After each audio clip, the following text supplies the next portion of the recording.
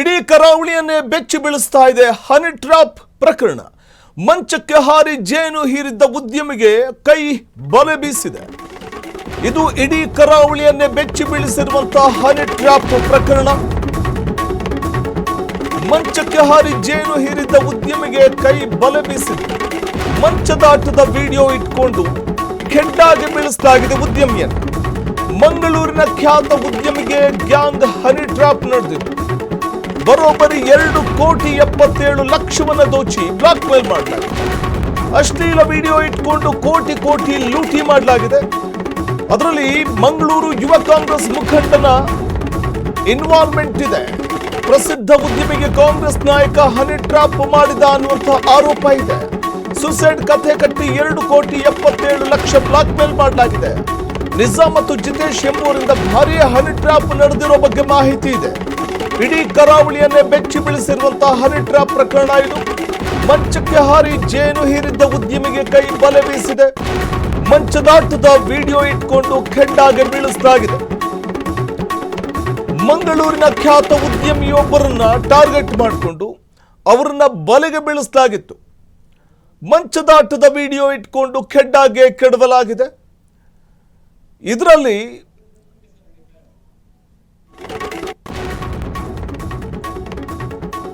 ಮಂಗಳೂರಿನ ಉದ್ಯಮಿಗೆ ಕೈ ಮುಖಂಡ ನಡೆಸಿದಂತಹ ಒಂದು ಹನಿ ಟ್ರಾಪ್ ಕಹಾನಿ ಇದು.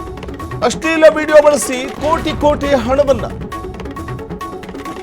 ವಸೂಲಿ ಮಾಡಲಾಗಿದೆ. ಜಿತೇಶ್ ಎಂಬುವವರಿಂದ ಬರೋಬ್ಬರಿ 2.77 ಕೋಟಿ ಲೂಟಿಯಾಗಿದೆ. 2024 ಉದ್ಯಮಿಗೆ ಹನಿ ಟ್ರಾಪ್ ಖೆಡ್ಡಾವನ್ನ ತೋಡಿದ್ದ ಈ ಜಿತೇಶ್ ಎಂಬಾತ ಅಶ್ಲೀಲ ಫೋಟೋ ವಿಡಿಯೋ ಇಟ್ಕೊಂಡು ಬ್ಲಾಕ್ ಮೇಲ್ ಮಾಡಿದ್ದ. ಪತ್ನಿಗೆ ವಿಡಿಯೋ ತೋರಿಸೋದಾಗಿ 35 ಲಕ್ಷಕ್ಕೆ ಬೇಡಿಕೆ ಇಟ್ಟಿದ್ದ ಜಿತೇಶ್. ಮರ್ಯಾದೆಗೆ ಅಂಜಿ ಚೆಕ್ ಮೂಲಕ ಜಿತೇಶ್ಗೆ ಹಣ ನೀಡಿದ್ದ ಉದ್ಯಮಿ ಮತ್ತೆ ಹಣಕ್ಕೆ ಬೇಡಿಕೆ ಇಟ್ಟಾಗ ನಿಜಾಮ್ಗೆ ಉದ್ಯಮಿ ಮಾಹಿತಿಯನ್ನು ಕೊಡ್ತಾರೆ. ಆದ್ರೆ ಜಿತೇಶ್ ಜೊತೆ ಸೇರಿ ಉದ್ಯಮಿಗೆ ಬ್ಲಾಕ್ ಮೇಲ್ ಮಾಡೋದು ನಿಜಾಮ್ ಕೂಡ. ನೋಡಿ, ಇಲ್ಲಿ ನಾವು ಗಮನಿಸ್ತಾ ಹೋಗಬಹುದು. ಮಂಚದಾಟದ ವಿಡಿಯೋವನ್ನ ಇಟ್ಕೊಂಡು ಕೆಡ್ಡಾಗೆ ಬೀಳಿಸಿದ್ದಂತಹ ಒಂದು ಪ್ರಕರಣ ಇದು. ಪ್ರಸಿದ್ಧ ಉದ್ಯಮಿಯೊಬ್ಬರನ್ನ ಕಾಂಗ್ರೆಸ್ ನಾಯಕ ನಡೆಸಿರುವಂತಹ ಹನಿ ಟ್ರಾಪ್ ಇದು. 2,77,00,000 ಹಣವನ್ನು ಲಪಟಾಯಿಸಿದ್ದ ಲೀಡರ್ ನಿಜಾಮ್ ಮತ್ತು ಜಿತೇಶ್ ಎಂಬುವರಿಂದ ಭಾರೀ ಹನಿ ಟ್ರಾಪ್ ನಡೆದಿರುವಂಥದ್ದು. ಜಿತೇಶ್ ಜೊತೆ ಸೇರಿ ಕೋಟ್ಯಾಂತರ ರೂಪಾಯಿ ಹಣ ದೋಚಿದ್ದು ನಿಜಾಮ್. ಜಿತೇಶ್ ಆತ್ಮಹತ್ಯೆ ಕಥೆ ಕಟ್ಟಿ ಉದ್ಯಮಿಯ ಬಳಿ ಲೂಟಿ ಮಾಡಿದ್ದ ನಿಜಾಮ್ ಹಣವನ್ನು 2024 ಮೇ ತಿಂಗಳಲ್ಲಿ ಜಿತೇಶ್ ಸೂಸೈಡ್ ಮಾಡಿಕೊಂಡಿದ್ದಾಗ ಹೇಳಿದ್ದ. ಡೆತ್ ನೋಟ್ ಅಲ್ಲಿ ಉದ್ಯಮಿಯ ಹೆಸರು ಬರೆದಿರುವುದಾಗಿ ಕಥೆ ಸೃಷ್ಟಿಸಿ ಬೆದರಿಕೆ ಹಾಕಲಾಗಿತ್ತು. ಜಿತೇಶ್ ನೇಣಿಗೆ ಶರಣಾದ ರೀತಿ ಮತ್ತು ಅಂತ್ಯಕ್ರಿಯೆ ಫೋಟೋ ಹಾಕಿದ್ದ. ಸೂಸೈಡ್ ಕಥೆ ಸೃಷ್ಟಿ ಮಾಡಿ ಕೇಸ್ ಹಾಕಿಸಿ ಜೈಲಿಗೆ ತಳ್ಳುವ ಬೆದರಿಕೆ ಒಡ್ಡಿದ್ದ. ಜೈಲಿಗೆ ಹೋಗೋದನ್ನ ತಪ್ಪಿಸೋದಕ್ಕೆ ಉದ್ಯಮಿಗೆ ಕೋಟಿ ಹಣಕ್ಕೆ ಬೇಡಿಕೆ ಇಡಲಾಗಿತ್ತು. 2024 26 ಕೋಟ್ಯಾಂತರ ರೂಪಾಯಿ ಹಣವನ್ನ ಪೀಕಿದ್ದಾನೆ. ಜಿತೇಶ್ ಆತ್ಮಹತ್ಯೆ ಮತ್ತು ಡೆತ್ ನೋಟ್ ಸ್ಟೋರಿ ನಂಬಿದ್ದ ಮಂಗಳೂರು ಉದ್ಯಮಿ ಭಯ ಮತ್ತು ಮರ್ಯಾದೆಗೆ ಅಂಜಿ ನಿಜಾಮ್ ಕೇಳಿದಷ್ಟು ದುಡ್ಡನ್ನ ಕೊಟ್ಟಿದ್ದ. 2 ವರ್ಷಗಳ ಕಾಲ 2,77,00,000 ಹಣವನ್ನ ನೀಡಿದ್ದ ಉದ್ಯಮಿ. 2026 ಜೂನ್ನಲ್ಲಿ ಉದ್ಯಮಿಗೆ ಮಂಗಳೂರಿನಲ್ಲಿ ಕಾಣಸಿಕ್ಕ ಜಿತೇಶ್ ಆತ್ಮಹತ್ಯೆ ಮಾಡಿಕೊಂಡಿರೋ ಜಿತೇಶ್ ಅವರನ್ನ ಜೀವಂತ ನೋಡಿ ಉದ್ಯಮಿಗೆ ಶಾಕ್. ಬಳಿಕ ಮಂಗಳೂರಿನ ಉರ್ವ ಪೊಲೀಸ್ ಠಾಣೆಗೆ ಉದ್ಯಮಿ ದೂರನ್ನ ಕೊಡ್ತಾರೆ. ದೂರಿನ ಆಧಾರದ ಮೇಲೆ ಜಿತೇಶ್ ಮತ್ತು ನಿಜಾಮ್ ಅವರನ್ನ ಪೊಲೀಸರು ಬಂಧಿಸಿದ್ದಾರೆ.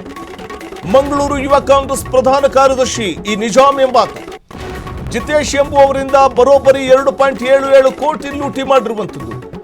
2024 ಉದ್ಯಮಿಗೆ ಹನಿ ಟ್ರಾಪ್ ಖೆಡ್ಡಾ ತೋಡಿದ್ದ ಜಿತೇಶ್ ಅಶ್ಲೀಲ ಫೋಟೋ ವಿಡಿಯೋ ಇಟ್ಕೊಂಡು ಬ್ಲಾಕ್ ಮೇಲ್ ಮಾಡಿದ್ದ.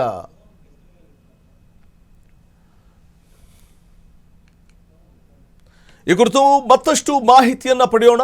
ನ್ಯೂಸ್ ಡೆಸ್ಕ್ ಇಂದ ನೇರ ಸಂಪರ್ಕದಲ್ಲಿದ್ದಾರೆ ನಮ್ಮ ಪ್ರತಿನಿಧಿ ರೋಹನ್. ಅಶ್ಲೀಲ ವಿಡಿಯೋ ಇಟ್ಕೊಂಡು ಉದ್ಯಮಿಯನ್ನ ಯಾವ ರೀತಿ ಬ್ಲಾಕ್ ಮೇಲ್ ಮಾಡಲಾಗಿತ್ತು, ಅದರಲ್ಲಿ ಕಾಂಗ್ರೆಸ್ ಮುಖಂಡ ಕೂಡ ಸೇರಿದ್ದ ಅನ್ನುವಂಥ ಮಾಹಿತಿ ಇದೆ. ಅಂದ್ರೆ ಯಾವ ರೀತಿಯಾಗಿ ಆತನನ್ನ ಏಮಾರಿಸಿ ಹಣ ಪೀಕೋ ಕೆಲಸ ಮಾಡ್ತಾ ಇದ್ರು ಉದ್ಯಮಿಯನ್ನ ಅಂತ? ವಸಂತ್, ಏನು ಇನ್ನು ಮಂಗಳೂರಿನಲ್ಲಿ ಇದು ಹನಿ ಟ್ರ್ಯಾಪ್ಗೆ ಪ್ರಕರಣಕ್ಕೆ ಸಂಬಂಧಪಟ್ಟಂಗೆ ಈಗ ಪ್ರಕರಣ ಕೂಡ ದಾಖಲಾಗಿರುವಂಥದ್ದು. ಏನು ಸರಿಸುಮಾರು ಈ 2024ರಿಂದಲೂ ಕೂಡ ನಿರಂತರವಾಗಿ ಒಂದು ಖ್ಯಾತ ಉದ್ಯಮಿಗೆ ಕೂಡ ಟಾರ್ಚರ್ ಕೊಟ್ಟು ಅಶ್ಲೀಲವಾದ ವಿಡಿಯೋಗಳನ್ನು ಇಟ್ಕೊಂಡು ಹನಿ ಟ್ರ್ಯಾಪ್ ಕೆಡ್ಡಕ್ಕೆ ಕೆಡವಿ ಅವನ ಹತ್ರ ನಿರಂತರವಾಗಿ ಕೂಡ ಹಣವನ್ನು ವಸೂಲಿ ಮಾಡಲಾಗ್ತಾ ಇತ್ತಂತ ಕೂಡ ಈಗಾಗಲೇ ಆರೋಪ ಕೂಡ ಕೇಳಿ ಬರ್ತಾ ಇರ್ತದ್ದು. ಪ್ರಕರಣವೂ ಕೂಡ ಈಗಾಗಲೇ ದಾಖಲಾಗಿದೆ ಅಂತ ಹೇಳ್ಬೋದು. ಇನ್ನು ಸತತವಾಗಿ 2.77 ಲಕ್ಷ ರೂಪಾಯಿಗಳನ್ನು ಈಗಾಗಲೇ ಅವರು ಬೇಡಿಕೆ ಇಡಲಾಗಿತ್ತು.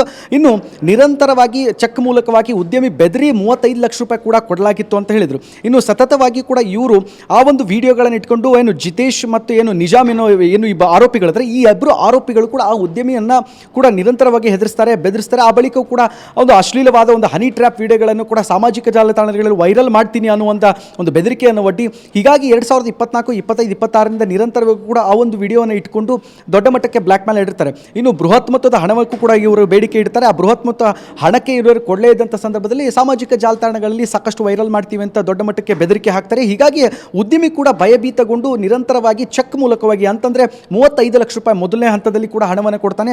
ಇದೇ ರೀತಿಯಾಗಿ ವಸೂಲಿ ಮಾಡಿದಂಥ ಈ ಪ್ರಕರಣಕ್ಕೆ ಈಗಾಗಲೇ ಪೊಲೀಸರು ಕೂಡ ಈಗ ಮಂಗಳೂರು ಪೊಲೀಸರು ಈಗಾಗಲೇ ಪ್ರಕರಣವನ್ನು ದಾಖಲಿಸಿಕೊಂಡಿದ್ದಾರೆ ಅಂತ ಹೇಳ್ಬೋದು. ಕರಾವಳಿ ಭಾಗದಲ್ಲಿ ಇದು ದೊಡ್ಡ ಮಟ್ಟಕ್ಕೆ ಈಗಾಗಲೇ ಸಂಚಲನ ಸೃಷ್ಟಿಸಿದೆ ಅಂತ ಹೇಳ್ಬೋದು. ಇವರು ಈ ಹಿಂದೆ ಕಾಂಗ್ರೆಸ್ನಲ್ಲಿ ಕೂಡ ಗುರುತಿಸಿಕೊಂಡಿರ್ತಕ್ಕಂಥದ್ದು. ಆಮೇಲೆ ಕಾಂಗ್ರೆಸ್ನ ಪ್ರಧಾನ ಕಾರ್ಯದರ್ಶಿಯಾಗಿ ದೊಡ್ಡ ಮಟ್ಟದಲ್ಲಿ ಕೂಡ ಮಂಗಳೂರಿನಲ್ಲಿ ಕೂಡ ಹೆಸರು ಮಾಡಿದಂತನು. ಈ ರೀತಿಯಾಗಿ ಈಗ ಉದ್ಯಮಿಗೆ ಬೆದರಿಕೆ ಹಾಕಿತ್ತು. ಈಗ ದೊಡ್ಡ ಮಟ್ಟದಲ್ಲಿ ಒಂದು ಕರಾವಳಿ ಭಾಗದಲ್ಲಿ ಕೂಡ ಸಂಚಲನ ಸೃಷ್ಟಿಸಿದೆ ಅಂತ ಹೇಳ್ಬೋದು. ಇನ್ನು ಪೊಲೀಸ್ ಅಧಿಕಾರಿಗಳು ಇದನ್ನು ಒಂದು ತನಿಖೆಯನ್ನು ಕೂಡ ಈಗಾಗಲೇ ಚುರುಕುಗೊಳಿಸಿದ್ದಾರೆ. ತನಿಖೆಯ ಮುಖಾಂತರ ಕೂಡ ಇವರು ಯಾವ್ಯಾವ ರೀತಿಯಾಗಿ ಯಾವ್ಯಾವ ಆ್ಯಂಗಲಲ್ಲಿ ಕೂಡ ಹಣಕ್ಕೆ ಬೇಡಿಕೆ ಇಡಲಾಗಿತ್ತು ಅನ್ನುವಂಥದ್ದು ಎಲ್ಲವನ್ನು ಕೂಡ ಇನ್ನೊಂದು ಮಂಗಳೂರು ಪೊಲೀಸರ ಮೂಲಕವಾಗಿ ಈಗಾಗಲೇ ತಿಳಿದು ಬರಬೇಕದೆ ಅಂತಲೇ ಹೇಳ್ಬೋದು. ವಸಂತ್, ರೋಹನ್, ಬಹುಶಃ ಜಿತೇಶ್ ಪ್ರಮುಖವಾಗಿ ಈಗ ಹಣಕ್ಕೋಸ್ಕರ ಬೇಡಿಕೆ ಇಡ್ತಾ ಇದ್ದಂಥ ನಿಜಾಮ್ ಜೊತೆಗೆ ಮತ್ತೋರ್ವ ವ್ಯಕ್ತಿ ಏನಿದ್ದ, ಸೊ ಆತ ಸತ್ತು ಹೋಗಿದ್ದಾನೆ ಅಂತ ಹೇಳಿ ಇಲ್ಲಿ ಉದ್ಯಮಿಯನ್ನು ಬೆದರಿಕೆ ಹಾಕಲಾಗಿತ್ತು ಉದ್ಯಮಿಗೆ. ಆದ್ರೆ ನೇರವಾಗಿ ಆತ ಸಿಕ್ಕಂಥ ಸಂದರ್ಭದಲ್ಲಿ ಆಗ ಈ ಪ್ರಕರಣ ಬೆಳಕಿ ಬರುತ್ತೆ. ಇದು ನನ್ನನ್ನು ಬ್ಲಾಕ್ ಮೇಲ್ ಮಾಡ್ತಾ ಇದ್ದಾರೆ, ವ್ಯಕ್ತಿ ಕೂಡ ಸತ್ತು ಹೋಗಿಲ್ಲ, ಡೆತ್ ಔಟ್ ಕೂಡ ಬರೆದಿಟ್ಟಿದ್ದಾನೆ ಅನ್ನುವಂಥದ್ದೆಲ್ಲ ಸುಳ್ಳು ಅನ್ನುವಂಥದ್ದು. ಸೊ ಅದಾದ ಬಳಿಕ ಪೊಲೀಸರಿಗೆ ಕಂಪ್ಲೇಂಟ್ ಕೊಟ್ಟ ನಂತರದಲ್ಲಿ ನಾವು ಒಂದು ಇನ್ವೆಸ್ಟಿಗೇಷನ್ ಯಾವ ರೀತಿ ಇತ್ತು ಈ ಖದೀಮರನ್ನ ಬಂಧಿಸುವಂತ ಒಂದು ನಿಟ್ಟಿನಲ್ಲಿ, ಆ ಬಗ್ಗೆ ಏನಾದರೂ ಅಪ್ಡೇಟ್ಸ್ ಇದೆಯಾ? ಎಸ್ ವಸಂತ್, ಖಂಡಿತ. ಏನಂತಂದರೆ ಈ ಮನುಷ್ಯ ಇರ್ತಾನಲ್ಲ ಈಗಾಗಲೇ ಸತ್ತೋಗಿದ್ದಾನೆ ಅನ್ನೋ ಮೂಲಕ ಡೆತ್ ನೋಟನ್ನು ಕೂಡ ಬರೆದಿಟ್ಟು ಇನ್ನೊಬ್ಬ ಏನು ಆರೋಪಿ ಇದ್ದಾನಲ್ಲ ಆ ಆರೋಪಿ ಹೋಗಿ ನೇರವಾಗಿ ಕೂಡ ಉದ್ಯಮಿಗೆ ಕೂಡ ಒಂದು ಹಣಕ್ಕೆ ಬೇಡಿಕೆ ಇಡ್ತಾನೆ. ಆ ಉದ್ಯಮಿಗೆ ಕೂಡ ಇದು ನನಗೆ ಬ್ಲ್ಯಾಕ್ ಮೇಲ್ ಮಾಡಲಾಗ್ತಾ ಇದೆ, ಇದನ್ನು ಹನಿ ಟ್ರ್ಯಾಪ್ ಮಾಡಲಾಗ್ತಾ ಇದೆ ಅಂತ ಅನುಮಾನ ಪಟ್ಟಂಥ ಸಂದರ್ಭದಲ್ಲಿ ನೇರವಾಗಿ ಪೊಲೀಸ್ ಠಾಣೆಗೆ ಹೋಗಿ ದೂರನ್ನು ಕೂಡ ದಾಖಲಿಸ್ತಾನೆ. ದೂರನ್ನು ದಾಖಲಿಸಿದ ಬಳಿಕ ಪೊಲೀಸ್ ಅಧಿಕಾರಿಗಳು ಕೆಲವೊಂದಿಷ್ಟು ಇನ್ವೆಸ್ಟಿಗೇಷನ್ ಮಾಡಿದಂಥ ಸಂದರ್ಭದಲ್ಲಿ ಕೆಲವೊಂದು ಇಂಟರ್ನಲ್ ಮಾಹಿತಿಗಳು ಕೂಡ ಈಗಾಗಲೇ ಪೊಲೀಸ್ ಅಧಿಕಾರಿಗಳೇ SHO ಕೂಡ ಈಗಾಗಲೇ ಸಿಕ್ಕಿರುವಂಥದ್ದು. ಹೀಗಾಗಿ ಸತತವಾಗಿ ಇವರು ಬೇಡಿಕೆ ಇಡಲಾಗ್ತಾ ಇದ್ದಂತಹ 2024ರಿಂದ ಇಲ್ಲಿಯವರೆಗೂ ಕೂಡ 2.77 ಲಕ್ಷ ಇಡಲಾಗಿತ್ತು. ಆ ಬಳಿಕ 35 ಲಕ್ಷ ಕೊಟ್ಟ ಬಳಿಕ ಇನ್ನೊಂದು ಕಥೆಯನ್ನು ಕಟ್ತಾರೆ. ಈಗ ನಿಜಾಮ್ ಕೂಡ ಸಾವನ್ನಪ್ಪಿದ್ದಾನೆ ಅಂತ ಅನ್ನುವ ಮೂಲಕ ಒಂದು ಕತೆ ಕಟ್ತಾರೆ. ಆ ಬಳಿಕ ಕೂಡ ಇವರು ನನ್ನನ್ನು ನೇರವಾಗಿ ಕೆಡ್ಡಕ್ಕೆ ಕೆಡವಿದ್ದಾರೆ ಅಂತ ಅನ್ನುವ ಉದ್ಯಮಿ ಕೂಡ ಭಯಬಿದ್ದು ನೇರವಾಗಿ ಪೊಲೀಸ್ ಠಾಣೆಗೆ ದೂರು ಕೊಡ್ತಾನೆ. ಆ ಬಳಿಕ ಅವತ್ತು ಇನ್ವೆಸ್ಟಿಗೇಷನ್ ಕೂಡ ನಡೆಯುತ್ತೆ. ಆ ಇನ್ವೆಸ್ಟಿಗೇಷನ್ ನಡೆದಂಥ ಸಂದರ್ಭದಲ್ಲಿ ಈ ಹಿಂದೆ ನಡೆದಂಥ ಘಟನೆಗಳನ್ನು ಮಾಹಿತಿಗಳನ್ನು ಎಲ್ಲವನ್ನೂ ಕೂಡ ಈಗಾಗಲೇ ಮಂಗಳೂರು ಪೊಲೀಸ್ ಅಧಿಕಾರಿಗಳು ಎಲ್ಲವನ್ನು ಕಲೆ ಹಾಕಿದ್ದಾರೆ ಅಂತ ಹೇಳ್ಬೋದು. ಇನ್ನು ಮುಂದಿನ ತನಿಖೆ ಯಾವ ರೀತಿ ಇರುತ್ತಂತಂದರೆ ಕೆಲವೊಂದಿಷ್ಟು ಸೆಕ್ಷನ್ಗಳನ್ನು ಅಳವಡಿಸಿ ಅವರಿಗೆ ಚಾರ್ಜ್ ಶೀಟ್ ಹಾಕುವಂತ ಇದೆ. ಹೀಗಾಗಿ ಏನು ಈ ಪ್ರಕರಣ ದಾಖಲಾಗಿದೆ, ತನಿಖೆಯ ಮುಖಾಂತರ ಚಾರ್ಜ್ ಶೀಟ್ ಆದ ಮೇಲೆ ಸತ್ಯಾಸತ್ಯತೆ ಏನು ಅನ್ನುವಂಥದ್ದು ಮಂಗಳೂರು ಪೊಲೀಸ್ ಮುಖಾಂತರ ಆಚೆ ಬರಬೇಕಿದೆ ಅಂತಲೇ ಹೇಳ್ಬೋದು. ವಸಂತ್, ಧನ್ಯವಾದ ರೋಹನ್ ತಮ್ಮೆಲ್ಲ ಮಾಹಿತಿಗಾಗಿ.